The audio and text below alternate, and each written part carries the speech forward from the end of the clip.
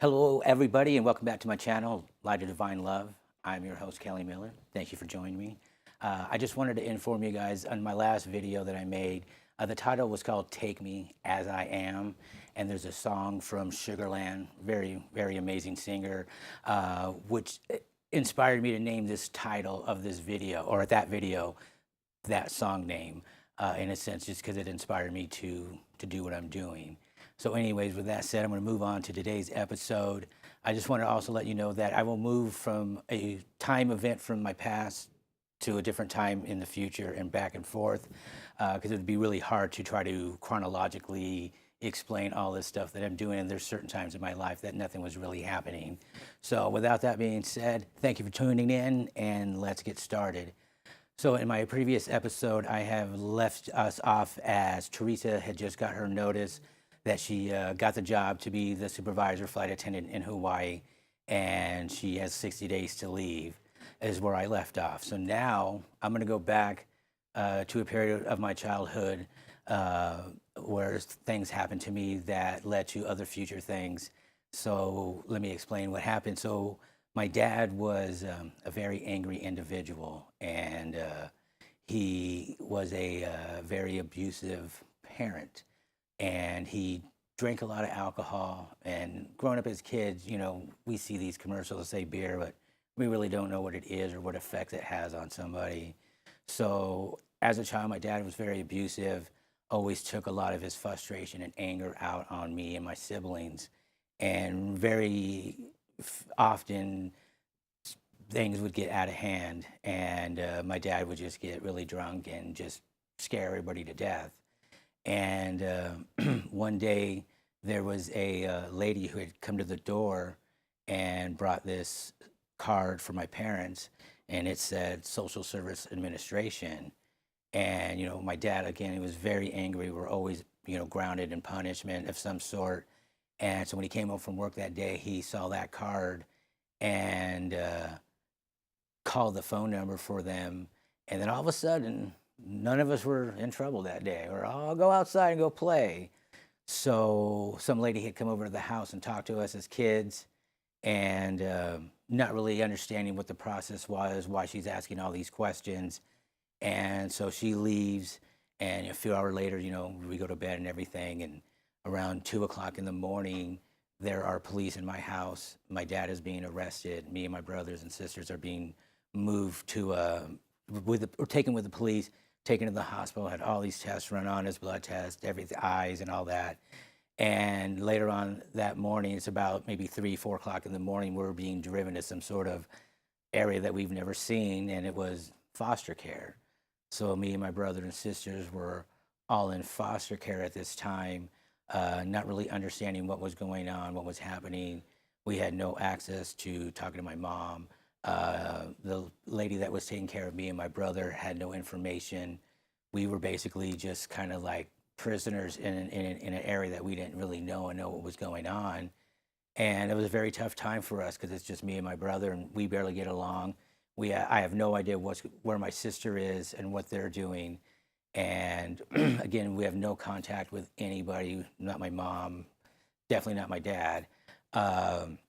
So a few months go by, and we finally get information. My mom comes and gets us, and me and my sisters, and we're leaving the foster care for, I'd probably say, the first time we were together in about 4 or 5 months. And we were little kids, maybe 7, 8, 9 at the most. My sister was probably maybe 11. And so now my mom has come and picked us up, and we're all going home for the first time and being together. And we, even at that moment with my dad not being there, all the fear and all the being scared, because my dad was very intimidating, and especially when you're a little kid, we high, that can be very frightening. So even though now my dad's gone, we still can't get along. We're constantly fighting and arguing. And eventually at some point, maybe a year or two later, I'm a little bit older, I'm 11 years old, and my brother comes home. This is how I become a guitar player. He comes home and brings me this tape, from Ozzy Osbourne. He goes, "Dude, you got to hear this." And we all grew up on Motown, Shirelles, and Temptations, and Smokey Robinson, and the Miracles, stuff like that. But this really changed my life. So he plays this, and I am just in awestruck of how amazing Randy Rhoads as a guitar player is, and Ozzy, everything. And at that moment, I'm like, oh my God, that's what I want to do. I want to be a guitar player. And music really kind of saved my life, because when I look back at things in my childhood and things that I experienced, it allows me to express those things through my music. And so at this moment right now, I'm like 11 years old, and I'm hearing this amazing guitar player for the very first time. And I'm like, oh my God, that's what I want to do. It's just I had that euphoric light bulb in my mind. Bam, there you go, dude. That's what you want to do. So this is probably around 1981 or so. And this is when I had my very first deja vu that I can remember. And in the dream, my childhood friend was at the door, and he was wearing this green striped tank top with some red shorts and a brown towel. And I see him at the door.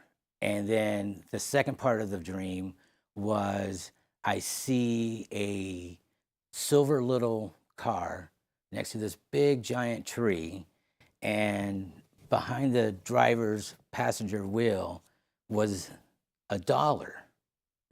And I woke up not really understanding what I had just dreamt, right? And so I'm having some cereal, and there's a knock at the door, and it's my friend wearing a green striped tank top, red shorts, and a brown towel. And he goes, "Well, where's your brother?" I said, "I don't know, he's probably in the room." He goes, "Well, go get him, we're supposed to go swimming." I'm like, "Cool, I want to go." My friend goes, "You got any money?" I'm like, "No, but I'm going to find $1 on the way there." And he laughs at me, goes like, yeah, well, right, whatever, you're going to find $1, but okay, if you want to go, that's fine. So I grab my stuff and we're going. And in the dream, where the $1 is on the right-hand side of the street where the tree is, and I see the car. And we're on this side, and we're walking up the street, and I start walking over this direction where I believe the $1 is going to be. And my brother goes, "Where are you going, dumbass? We're all walking over this way." And I didn't want to say anything because I didn't want them to run and get the $1 before me, because, in the 80s, $1 is $1. So I'm walking over to that tree and where the car is. And as I get closer, I could see the $1. And if we can switch to the camera too, this is exactly how the $1 was sitting when I walked up to it and as I dreamt it. And it was a very crazy outer body experience, because I've never, number one, I didn't think it was going to be there, and number two, it was like really that I had this dream, and there's this $1, and everything is unfolding the way that I saw it in the dream with my friend, in his striped shirt, green, red trunks, brown towel. And so this was a really interesting experience for me, and it's something I wanted to share, because it was, again, my very first deja vu that I ever experienced. This is not the exact $1, because I spent it when I went swimming, but that is exactly what it looked like, and it was exactly in the same spot that I saw it in the dream. So that was just an amazing experience. And one more thing that I wanted to share with you guys today regarding some of my dreams and maybe premonitions. So to continue on with the story, so I hear this amazing guitar player, Randy Rhoads. I'm looking at, I gotta get a guitar. So I start mowing lawns, walking dogs, picking up dog poo, washing your car, whatever it could be to make money. And so one day I was on my way to go see my friend, and I stopped at a store to get some chips and a drink. And I start walking down this opposite street towards where my friend lived. And I run into this guy. Has long black hair. He has his, studded belts and spiked wristbands. And so I walk up to him like, "Hey, dude, you in a band?" He's all, "Yeah." I go, "What's the name of your band?" He goes, "It's Black Knight." I'm like, "Oh my God, dude, I see those flyers all over the place."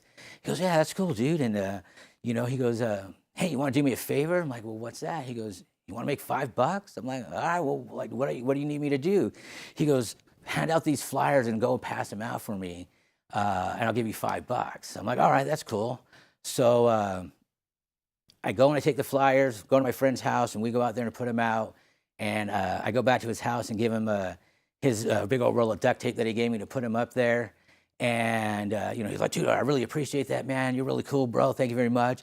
And he goes, hey, you want to come in and see the studio? I'm like, yeah, I'm like 12, 13 almost. And I'm like, yeah, dude, let's go in. And so he goes in and he shows me the studios, and the drums are sitting over there, and he got the bass and guitar and all that stuff, and the mic stands and these lights. And he starts playing me some of his music, which was just really amazing. And he goes, hey, man, you want to smoke a joint? I'm like, sure, now let's check it out. I'm 12, never smoked anything, never done anything. And I'm hanging out with this bass player dude from this band. And so, kind of want to look tough and all that stuff. And so I puffed some bud for my very first time, and I end up falling asleep. And so he wakes me up like 2 hours later, like, dude, you got to get up, bro. You got to go, man. I'm taking off. So this was one of my first experience meeting this guy. Dave and I actually became really close friends. We spent many of days and even years together as things happened for him in my life. And so he invited me back over to watch the band practice the very next day. So now I'm going back over there and I'm hanging out with all these people, and there's a lot of beer, a lot of girls.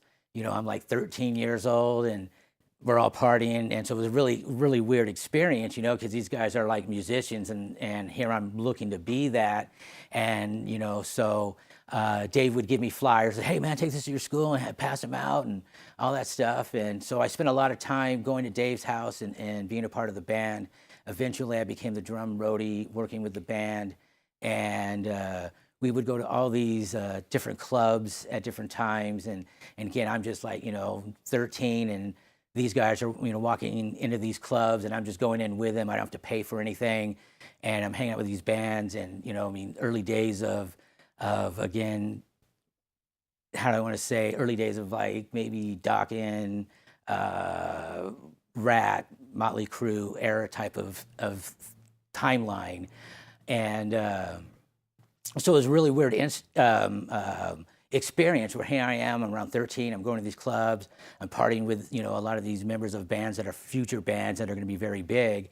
And I'm like, oh my God, this is crazy. This is what the rock star life is like. I can't wait to get there, And so we would do a lot of shows, and I get to go and be a part of that. And as I got older, I started working more, trying to work towards that guitar and getting that guitar in my life, because it was really one of those things that until I have a guitar, I'm not a guitar player.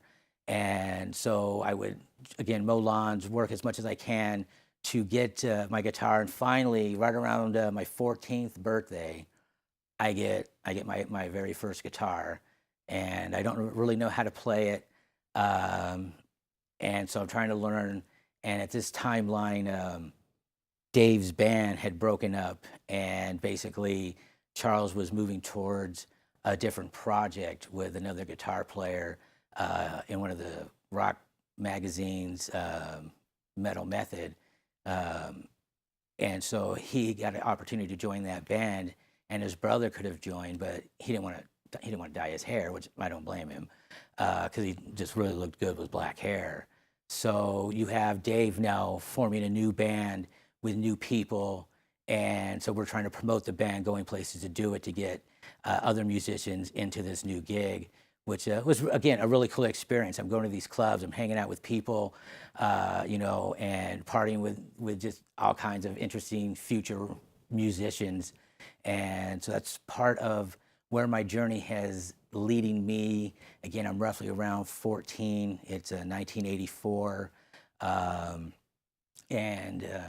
That was just one of the things I wanted to share with you guys today regarding where I'm going towards how I became a musician and a guitar player. And I think today, that's all I want to share with you today. Again, I'm going to look at some of these, do a reading, tarot reading with you today on these angel numerical cards, and see how today they can inspire you, empower you, and enlighten you with what's going on, again, in your life, and how it may impact you today in your new journey. So I'm going to pull this card right here. All right. So this card today says focus. Let's take a look what focus says. It says you are being asked to shift your focus away from what isn't working and toward what is. Paying extra attention to where you place your focus is the first step toward creating an amazing life. You know, that's very true. And I'm not sure how this may resonate for you, but I know that sometimes we can find ourselves easily distracted with, you know, goals, missions, likes, and things like that.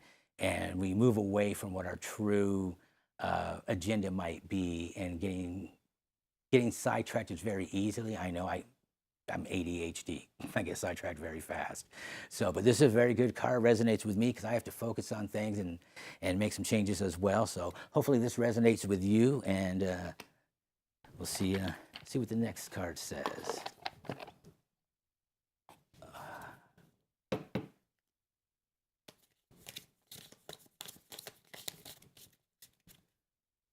Oops. I get a good shuffle here. Get a good shuffle. All right. All right. So this angel numerical card is 888, and it says abundance. Oops, I'm sorry. I think I'm holding the wrong camera. There you go. Abundance. Angel whispers. It says blessings are here and more are on the way. Let yourself feel the abundant flow of prosperity.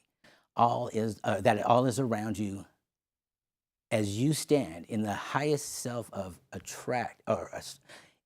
as you stand in your highest self, you attract all that you once were seeking. Giving is always the doorway to success. And it has affirmation. It says, the more good I do in the world, the more abundance my life grows. Radiate an energy, a loving kindness. That's a very beautiful message right there. You know, we're all looking for more abundant love, friends, you know, financial means. And that's, you know, prosperity is something we all want to be successful. We all want to have nice things in our lives. And we have to, at some point, take a step back and really kind of, again, when we look at what Focus said, re-examine where we're headed, what we're doing, and then we can apply these messages in our lives so that we can seek that. And a great thing is radiate energy of loving kindness. You know, kindness is something that we can do for free, and it doesn't take a lot of effort. And again, you know, holding the door open for somebody, or hey, let me grab that for you and give you a hand, but also telling them thank you and you're welcome. It's very important, because that is a very important act of kindness. When someone does something for you, you know, let them know, hey, thank you very much. I really appreciate that. Or, hey, you're welcome very much. It was my pleasure to do that. I think those types of acts of kindness really resonates more than anything else towards people. So that's a very, very beautiful card. And again, we all are seeking great things in our life, abundance, love. So I hope everyone is having a great day. Again, it is my pleasure to be here. And this is only my third episode. I'm really kind of nervous and scared still about what I'm doing with this, but I feel that this is a big step for me. And I thank you for tuning in, and I hope it's entertaining for you and informationable, or what's the word I'm looking for? Oh, we'll skip that. So we're going to go to this card, and it's 2929. And it says, perseverance. I am a symbol of perseverance and determination. No challenge is too great for me to overcome. I persist with unwavering focus, twice, knowing that my efforts will lead to success. That is a very, very beautiful message. Perseverance is very, very difficult, and I'm not sure how perseverance may resonate for you and things and doing in your life. And all these cards talk about one thing is being, we're going to go back to focus, because that's really what it's about. But perseverance is the willingness to continue going on when things are frustrating, you know, and you're having challenges dealing with things in your life, whether it could be school, work, you know, whatever you might be doing. Because sometimes we give up before that breakthrough. And again, talking about walking through my own shadow of fear and all that. Perseverance, this is my 3rd episode. I got to keep going because if I don't know what I'm creating, how successful it may be and how it may impact someone's life in a way that I'm not aware of. So perseverance is very big. And we're going to go down to, I think, which is a really great thing, is determination. No challenge is too great for me to overcome. Overcoming is a huge thing, and you are very capable of overcoming anything.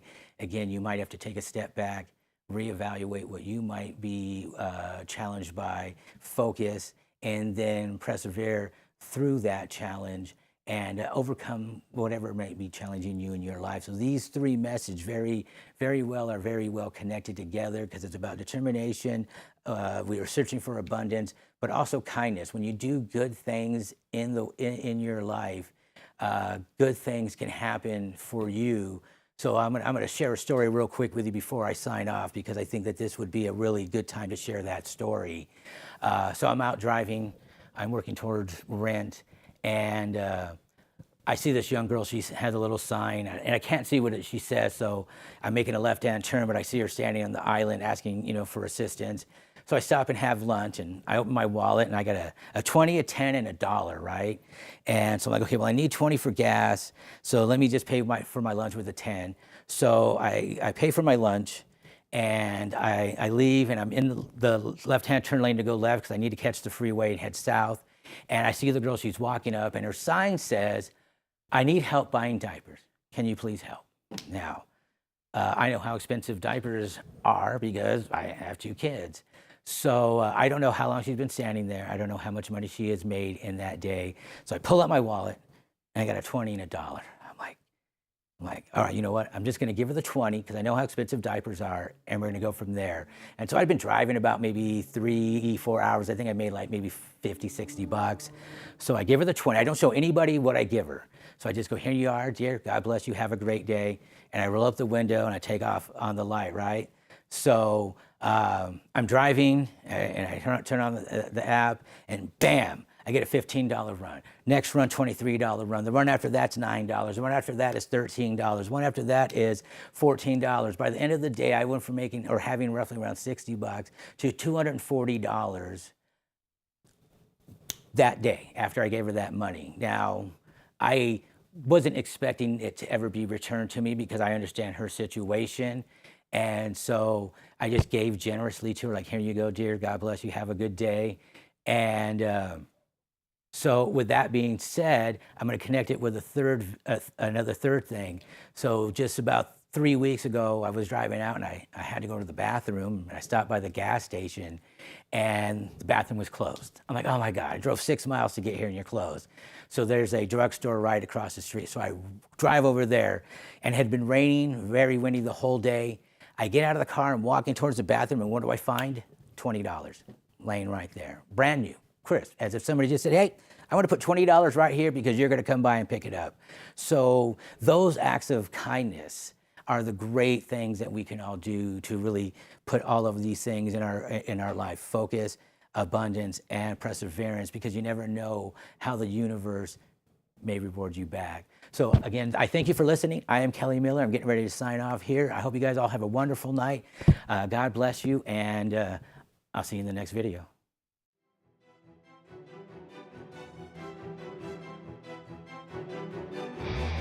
People will come and people will go, but most of this world aren't worth it to know. This life might deal you 1 or 2 true friends, so fight for what's yours till this life comes to an end.